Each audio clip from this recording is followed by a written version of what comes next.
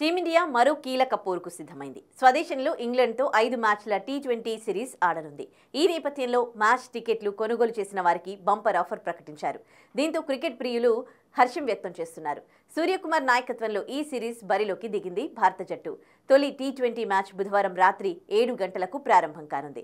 Champions trophy ముందు series కావడం వల్ల వరుస ఓటమిలో ఉన్న టీమిండియా ఎలాంటి ప్రదర్శన చేస్తుందా అని క్రికెట్ ప్రియుల్లో సర్వత్రా ఆసక్తి నెలకొంది. న్యూజిలాండ్, ఆస్ట్రేలియాపై వరుసగా టెస్టు సిరీస్లను కోల్పోయిన టీమిండియా గాడిన పడాలంటే ఈ పొట్టి సిరీస్ను ఖచ్చితంగా గెలిచి తీరాలి.